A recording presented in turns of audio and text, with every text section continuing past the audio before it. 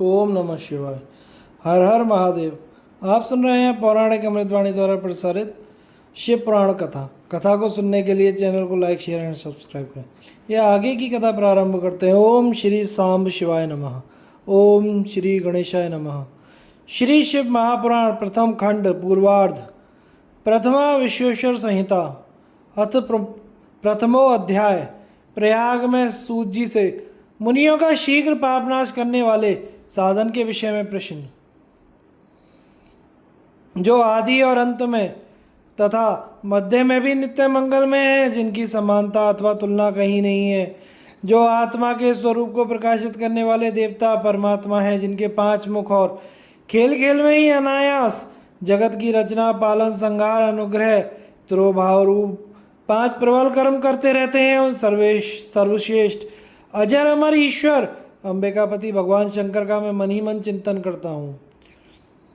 व्यास जी बोले, जो धर्म का महान क्षेत्र है, जहाँ गंगा यमुना का संगम हुआ है, जो ब्रह्मलोक का मार्ग है, उस परम पुण्य में प्रयाग में सत्यव्रत में तत्पर रहने वाले महातेजस्वी महाभाग महात्मा मुनियों ने एक विशाल ज्ञान यज्ञ का आयोजन किया। उस ज्ञान यज्ञ का समाचार सुनकर पौराणिक शिरोमणि व्यास शिष्य महामुनि सूत जी वहाँ मुनियों का दर्शन करने के लिए आए। सूत जी को आते देख वे सब मुनि उस समय हर्ष से खेल उठे और अत्यंत प्रसन्न चित्त से उन्होंने उनका विधिवत स्वागत सत्कार किया। तत्पश्चात उन प्रसन्न महात्माओं ने उनकी विधिवत स्तुति करके विनयपूर्वक हाथ जोड़कर उनसे इस प्रकार कहा, हे सर्वज्ञ विद्वान रोमहर्षण जी, आपका भाग्य बड़ा भारी है। इसी से आपने व्यास जी से यथार्थ रूप में संपूर्ण पुराण विद्या प्राप्त की, इसलिए आप आश्चर्य स्वरूप कथाओं के भंडार हैं। ठीक उसी तरह जैसे रत्नाकार समुद्र बड़े बड़े सारभूत रत्नों का आगार है, तीनों लोकों में भूत वर्तमान और भविष्य की जो बात है तथा अन्य जो भी कोई वस्तु है वह आपसे अज्ञात नहीं है। आप हमारे सौभाग्य से इस यज्ञ का दर्शन करने के लिए यहाँ आए हैं और इसी व्यास से हमारा कुछ कल्याण करने वाले हैं, क्योंकि आपका आगमन निरर्थक नहीं हो सकता। हमने पहले भी आपसे शुभाशुभ तत्व का पूरा पूरा वर्णन सुना है, किंतु उससे तृप्ति नहीं होती, हमें उसे बार बार सुनने की इच्छा होती है। उत्तम बुद्धि वाले हैं सूत जी, इस समय हमें एक ही बात सुननी है। यदि आपका अनुग्रह हो तो गोपनीय होने पर भी उस विषय का आप वर्णन करें। घोर कलयुग आने पर मनुष्य पुण्य कर्म से दूर रहेंगे, दुराचार में फंस जाएंगे, सब के सब सत्य भाषण से विमुख हो जाएंगे, दूसरों की निंदा में तत्पर होंगे, पराये धन को हड़प लेने की इच्छा करेंगे, उनका मन पराई स्त्रियों में आसक्त होगा तथा वे दूसरे प्राणियों की हिंसा किया करेंगे। वे अपने शरीर को ही आत्मा समझेंगे, वे मूढ़ नास्तिक तथा पशु बुद्धि रखने वाले होंगे, माता पिता से द्वेष रखेंगे, वे कामवश स्त्रियों की सेवा में लगे रहेंगे, ब्राह्मण लोभ रूपी ग्रह के ग्रास बन जाएंगे, वेद बेचकर जीविका चलाएंगे, धन का उपार्जन करने के लिए ही विद्या का अभ्यास करेंगे, मत से मोहित रहेंगे, अपनी जाति के कर्म छोड़ देंगे, प्राय दूसरों को ठगेंगे, तीनों काल की संध्या उपासन से दूर रहेंगे, ब्रह्म ज्ञान से शून्य होंगे, दयाहीन अपने को पंडित मानने वाले, अपने सदाचार व्रत से रहित कृषि कार्य में तत्पर क्रूर स्वभाव वाले एवं दूषित विचार वाले होंगे, समस्त क्षत्रिय भी अपने धर्म का त्याग करने वाले कुसंगी पापी और व्यभिचारी होंगे। उनमें शौर्य का अभाव होगा, वे युद्ध से व्रत अर्थात रण में प्रीति ना होने वाले से भागने वाले होंगे, वे कुत्सित चौर्य कर्म से जीविका चलाएंगे, शूद्रों के समान बर्ताव करेंगे और उनका चित्त काम का किंकर बना रहेगा। वे शस्त्रास्त्र विद्या को नहीं जानने वाले, गौ और ब्राह्मण की रक्षा ना करने वाले, शरणागत की रक्षा ना करने वाले तथा सदा कामिनी को खोजने में तत्पर रहेंगे, प्रजापालन रूपी सदाचार से रहित भोग में तत्पर, प्रजा का संहार करने वाले, दुष्ट और प्रसन्नतापूर्वक जीव हिंसा करने वाले होंगे, वैश्य संस्कार भ्रष्ट स्वधर्म त्यागी कुमार्गी, धनोपार्जन परायण तथा नाप तौल में अपनी कुत्सित वृत्ति का परिचय देने वाले होंगे, वे गुरु देवता और द्विजातियों के प्रति भक्ति शून्य कुत्सित बुद्धि वाले, द्विजों को भोजन न कराने वाले, प्राय कृपणता के कारण मुट्ठी बांध कर रखने वाले, पराई स्त्री के साथ कामरत मलिन विचार रखने वाले, लोभ और मोह से भ्रमित चित्त वाले और वापीकूप तड़ाग आदि के निर्माण तथा यज्ञ आदि सत्कर्मों का त्याग करने वाले होंगे। इसी तरह कुछ शूद्र ब्राह्मणों के आचार में तत्पर होंगे, उनकी आकृति उज्ज्वल होगी, अर्थात वे अपना कर्म धर्म छोड़कर उज्ज्वल वेशभूषा से विभूषित हो व्यर्थ घूमेंगे। वे मूढ़ होंगे और स्वभावतः ही अपने धर्म का त्याग करने वाले होंगे। वे भांति भांति के तप करने वाले होंगे, द्विजों को अपमानित करेंगे, छोटे बच्चों की अल्प मृत्यु होने के लिए अविचारिक कर्म करेंगे, मंत्रों का उच्चारण करने में तत्पर रहेंगे, शालग्राम की मूर्ति आदि पूजेंगे, होम करेंगे, किसी न किसी के प्रतिकूल विचार सदा करते रहेंगे, कुटिल स्वभाव वाले होंगे और द्विजों से द्वेष भाव रखने वाले होंगे। वे यदि धनी हुए तो कुकर्म में लग जाएंगे, यदि विद्वान हुए तो विवाद करने लगेंगे। कथा और उपासना धर्मों के वक्ता होंगे और धर्म का लोप करने वाले होंगे। वे सुंदर राजाओं के समान वेशभूषा धारण करने वाले दम्भी, दानमानी, अतिशय अभिमानी, विप्र आदि को अपना सेवक मानकर अपने को स्वामी मानने वाले होंगे। वे अपने धर्म से शून्य, मूढ़, वर्ण संकर, क्रूर बुद्धि वाले, महाअभिमानी, सदा चार वर्णों के धर्म का लोप करने वाले होंगे। वे अपने को श्रेष्ठ कुल वाला मानकर चारों वर्णों से विपरीत व्यवहार करने वाले, सभी वर्णों को भ्रष्ट करने वाले, मूढ़, अनुचित रूप से सत्कर्म करने में तत्पर होंगे। कलयुग की स्त्रियां प्राय सदाचार से भ्रष्ट होंगी, पति का अपमान करने वाली होंगी, सास ससुर से द्रोह करेंगी, किसी से भय नहीं मानेंगी और मलिन भोजन करेंगी। वे कुत्सित हाव भाव में तत्पर होंगी, उनका शील स्वभाव बहुत बुरा होगा। वे काम विबल, परपति से रति करने वाली और पति की सेवा से सदा विमुख रहेंगी। संतानें माता पिता के प्रति श्रद्धा रहे, दुष्ट स्वभाव वाली, असत विद्या पढ़ने वाली और सदा रोगग्रस्त शरीर वाली होंगी। हे सूत जी, इस तरह जिनकी बुद्धि नष्ट हो गई है और जिन्होंने अपने धर्म का त्याग कर दिया है, ऐसे लोगों को इहलोक और परलोक में उत्तम गति कैसे प्राप्त होगी? इसी चिंता से हमारा मन सदा व्याकुल रहता है। परोपकार के समान कोई दूसरा धर्म नहीं है, तो जिस छोटे उपाय से इन सबके पापों का तत्काल नाश हो जाए उसे इस समय कृपा पूर्वक बताइए, क्योंकि आप समस्त सिद्धांतों के ज्ञाता हैं। व्यास जी बोले, उन भावित आत्मा मुनियों की यह बात सुनकर सूत जी मनी मन भगवान शंकर का स्मरण करके उन मुनियों से इस प्रकार कहने लगे। इति शिव महापुराणे प्रथमायां विद्येश्वर संहितायां मुनि प्रश्न वर्णनम नाम प्रथमो अध्याय। इस प्रकार शिव महापुराण के अंतर्गत प्रथम विद्येश्वर संहिता में मुनियों के प्रश्न का वर्णन नामक पहला अध्याय पूर्ण हुआ।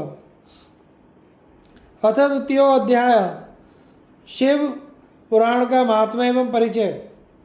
सूत जी बोले, हे साधु महात्माओं, आप सबने तीनों लोकों का हित करने की इच्छा से अच्छी बात पूछी है। मैं गुरुदेव व्यास जी का स्मरण करके आप लोगों के स्नेहवश इस विषय का वर्णन करूंगा, आप लोग आदर पूर्वक सुने। सबसे उत्तम जो शिव पुराण है वह वेदांत का सार और सर्वस्व है तथा वक्ता और श्रोता का समस्त पाप राशियों से उद्धार करने वाला है। इतना ही नहीं, वह परलोक में परमार्थ वस्तु देने वाला है। कली की कलमश राशि का वह विनाशक है। उसमें भगवान शिव के उत्तम यश का वर्णन है। हे ब्राह्मणों, धर्म, अर्थ, काम और मोक्ष, इन चारों पुरुषार्थों को देने वाला वह पुराण सदा ही अपने प्रभाव से विस्तार को प्राप्त हो रहा है। हे विप्रवरों, उस सर्वोत्तम शिव पुराण के अध्ययन मात्र से वे कलयुग के पापासक्त जीव श्रेष्ठतम गति को प्राप्त हो जाएंगे। अहो, ब्रह्म हत्या आदि महान पाप तभी तक रहेंगे, अर्थात अपने फल को देने में समर्थ होंगे, जब तक जगत में शिव पुराण का उदय नहीं होगा। आशय यह है कि शिव पुराण सुनने के बाद अंतःकरण शिव भक्ति परायण होकर अतिशय स्वच्छ हो जाएगा। अतः किसी भी पाप कर्म में मानव की प्रवृत्ति नहीं होगी। तब ब्रह्म हत्या आदि भयंकर पाप ना होने के कारण उस पाप के फल भोग की संभावना ही नहीं है। कलयुग के महान उत्पात तभी तक निर्भय होकर विचरेंगे जब तक यहाँ जगत में शिव पुराण का उदय नहीं होगा। सभी शास्त्र परस्पर तभी तक विवाद करेंगे जब तक जगत में शिव पुराण का उदय नहीं होगा, अर्थात शिव पुराण के आ जाने पर किसी प्रकार का विवाद ही नहीं रह जाएगा। सभी प्रकार से भुक्ति मुक्ति प्रदाता यही रहेगा। अहो, महान व्यक्तियों के लिए भी तभी तक शिव का स्वरूप दुर्बोध्य है। जब तक इस जगत में शिव पुराण का उदय नहीं होगा। हो क्रूर यमदूत तभी तक निर्भय होकर पृथ्वी पर घूमेंगे जब तक जगत में शिव पुराण का उदय नहीं होगा। सभी पुराण पृथ्वी पर गर्जन तभी तक करेंगे जब तक शिव पुराण का जगत में उदय नहीं होगा। इस पृथ्वी पर तीर्थों का विवाद तभी तक रहेगा जब तक इस जगत में शिव पुराण का उदय नहीं होगा। आशय यह है कि मुक्ति प्राप्त अर्थ एवं पाप के नाश के लिए मानव विभिन्न तीर्थों का सेवन करेंगे, किंतु शिव पुराण के आने के बाद सभी लोग पापों के नाश के लिए शिव पुराण का ही सेवन करेंगे। सभी मंत्र पृथ्वी पर तभी तक आनंद पूर्वक विवाद करेंगे जब तक पृथ्वी पर शिव पुराण का उदय नहीं होगा। सभी क्षेत्र तभी तक पृथ्वी पर सभी पीठ तभी तक पृथ्वी पर विवाद करेंगे जब तक पृथ्वी पर शिव पुराण का उदय नहीं होगा। सभी दान पृथ्वी पर तभी तक विवाद करेंगे जब तक शिव पुराण का पृथ्वी पर उदय नहीं होगा। सभी देवगण तभी तक पृथ्वी पर विवाद करेंगे जब तक शिव पुराण का उदय नहीं होगा। सभी सिद्धांत तभी तक पृथ्वी पर विवाद करेंगे जब तक शिव पुराण का पृथ्वी पर उदय नहीं होगा। हे विप्रो, हे श्रेष्ठ मुनिगण, इस शिव पुराण के कीर्तन करने और सुनने से जो जो फल होते हैं उन फलों को मैं संपूर्ण रूप से नहीं कह सकता हूँ, अर्थात शब्दों के द्वारा इन सभी फलों को नहीं कहा जा सकता। हे निष्पाप मुनिगण, तथापि शिव पुराण का कुछ महात्म्य आप लोगों से कहता हूँ जो व्यास जी ने पहले मुझसे कहा था। आप लोग चित्त लगाकर ध्यानपूर्वक सुने। जो भक्तिपूर्वक इस शिव पुराण का एक श्लोक या आधा श्लोक भी पढ़ता है वह उसी क्षण पाप से छुटकारा पा जाता है। जो आलस से रहित होकर प्रतिदिन भक्तिपूर्वक इस शिव पुराण का यथाशक्ति पाठ करता है वह जीवन मुक्त कहा जाता है। जो इस शिव पुराण की सदा पूजा करता है वह निस्संदेह प्रतिदिन अश्वमेघ यज्ञ का फल प्राप्त करता है। जो व्यक्ति साधारण पद की प्राप्ति की इच्छा से इस शिव पुराण को मुझसे या अन्य किसी से सुनता है वह भी पातकों से मुक्त हो जाता है। जो इस शिव पुराण को समीप से प्रणाम करता है वह सभी देवों की पूजा का फल प्राप्त करता है, इसमें संशय नहीं। जो इस शिव पुराण को स्वयं लिखकर शिव भक्तों को दान करता है उसके पुण्य फल सुने। शास्त्रों का अध्ययन करने और वेदों का पाठ करने से जो दुर्लभ फल प्राप्त होता है वह फल उसको प्राप्त होता है। जो चतुर्दशी तिथि के दिन उपवास करके शिव पुराण का शिव भक्तों के समाज में पाठ करता है वह श्रेष्ठ पुरुष है। वह व्यक्ति शिव पुराण के प्रत्येक अक्षर की संख्या के अनुरूप गायत्री के पुरुष चरण का फल प्राप्त करता है और इस श्लोक में सभी अविष्ट सुखों को भोग कर अंत में मोक्ष को प्राप्त करता है। जो चतुर्दशी की रात में उपवास पूर्वक जागरण करके शिव पुराण का पाठ करता है या इसे सुनता है उसका पुण्य फल मैं कहता हूँ। कुरुक्षेत्र आदि सभी तीर्थों में पूर्ण सूर्य ग्रहण में अपनी शक्ति के अनुसार विप्रों को मुख्य कथावाचकों को धन देने से जो फल प्राप्त होता है वही फल उस व्यक्ति को प्राप्त होता है। यह सत्य है, इसमें कोई संदेह नहीं है। जो व्यक्ति इस शिव पुराण का दिन रात गान करता है इंद्र आदि देवगण उसकी आज्ञा की प्रतीक्षा करते रहते हैं। इस शिव पुराण का पाठ करने वाला सुनने वाला व्यक्ति जो जो श्रेष्ठ कर्म करता है वह कोटि गुना हो जाता है, अर्थात कोटि गुना फल देता है। जो भली भांति ध्यानपूर्वक उसमें भी रुद्र संहिता का पाठ करता है वह यदि ब्रह्मघाती भी हो तो 3 दिनों में पवित्र हो जाता है। जो भैरव की मूर्ति के पास मौन धारण करके श्री रुद्र संहिता का प्रतिदिन 3 बार पाठ करता है वह सभी कामनाओं को प्राप्त कर लेता है। जो व्यक्ति बट और बिल्व वृक्ष की प्रदक्षिणा करते हुए उस रुद्र संहिता का पाठ करता है वह ब्रह्म हत्या के दोष से छुटकारा पा जाता है। प्रणव के अर्थ को प्रकाशित करने वाली ब्रह्म रूपिणी साक्षात कैलाश संहिता रुद्र संहिता से भी श्रेष्ठ कही गई है। हे द्विजों, कैलाश संहिता का संपूर्ण महात्म्य तो शंकर जी ही जानते हैं, उससे आधा महात्म्य व्यास जी जानते हैं और उसका भी आधा मैं जानता हूँ। उसके संपूर्ण महात्म्य का वर्णन तो मैं नहीं कर सकता, कुछ ही अंश कहूँगा जिसको जानकर उसी क्षण चित्त की शुद्धि प्राप्त हो जाएगी। हे द्विजों, लोक में ढूंढने पर भी मैंने ऐसे किसी पाप को नहीं देखा जिससे वह रुद्र संहिता नष्ट ना कर सके। उपनिषद रूपी सागर का मंथन करके शिव ने आनंद पूर्वक इस रुद्र संहिता रूपी अमृत को उत्पन्न किया और कुमार कार्तिकेय को समर्पित किया जिसे पीकर मानव अमर हो जाता है। भ्रम, हत्या आदि पापों की निष्कृति करने के लिए तत्पर मनुष्य महीने भर रुद्र संहिता का पाठ करके उन पापों से मुक्त हो जाता है। दुष्प्रतिग्रह, दुर्भोज्य, दुरालाप से जो पाप होते हैं वह इस रौद्री संहिता का एक बार कीर्तन करने से नष्ट हो जाता है। जो व्यक्ति शिवालय अथवा बेल के वन में इस संहिता का पाठ करता है वह उससे जो फल प्राप्त करता है उसका वर्णन वाणी से नहीं किया जा सकता। जो व्यक्ति श्रद्धापूर्वक इस संहिता का पाठ करते हुए श्राद्ध के समय ब्राह्मणों को भोजन कराता है उसके सभी पितर शंभु को परम पद को प्राप्त करते हैं। चतुर्दशी के दिन निराहार रहकर जो बेल के वृक्ष के नीचे इस संहिता का पाठ करता है वह साक्षात शिव होकर सभी देवों से पूजित होता है। उसमें अन्य संहिताएं भी कामनाओं के फल को पूर्ण करने वाली हैं, किंतु लीला और विज्ञान से परिपूर्ण इन दोनों संहिताओं को विशिष्ट समझना चाहिए। इस शिव पुराण को वेद तुल्य माना गया है। इस वेद कल्प पुराण का सबसे पहले भगवान शिव ने ही प्रणयन किया था। विदेश्वर संहिता, रुद्र संहिता, विनायक संहिता, उमा संहिता, मातृ संहिता, एकादश रुद्र संहिता, कैलाश संहिता, शतरुद्र संहिता, कोटि रुद्र संहिता, सहस्त्र कोटि रुद्र संहिता, वायवीय संहिता तथा धर्म संहिता, इस प्रकार इस पुराण के 12 भेद हैं। ये 12 संहिताएं अत्यंत पुण्यमयी मानी गई हैं। ब्राह्मणों, अब मैं उन श्लोकों की संख्या बता रहा हूँ, आप लोग वह आदर पूर्वक सुने। विदेश्वर संहिता में 10,000 श्लोक हैं। रुद्र संहिता, विनायक संहिता, उमा संहिता, मातृ संहिता, इनमें से प्रत्येक में 8-8 हजार श्लोक हैं। हे ब्राह्मणों, एकादश रुद्र संहिता में 13,000, कैलाश संहिता में 6,000, शतरुद्र संहिता में 3,000 और कोटि रुद्र संहिता में 9,000, सहस्त्र कोटि रुद्र संहिता में 11,000, वायव्य संहिता में 4,000 और तथा धर्म संहिता में 12,000 श्लोक हैं। इस प्रकार संख्या के अनुसार मूल शिव पुराण की श्लोक संख्या 1,00,000 है, परंतु व्यास जी ने उसे 24,000 श्लोकों में संक्षिप्त कर दिया है। पुराणों की क्रम संख्या के विचार से इस शिव पुराण का चौथा स्थान है। इसमें 7 संहिताएं हैं। पूर्व काल में भगवान शिव ने श्लोक संख्या की दृष्टि से 100 करोड़ श्लोकों का एक ही पुराण ग्रंथ बनाया था। सृष्टि के आदि में निर्मित हुआ वह पुराण साहित्य अत्यंत विस्तृत था।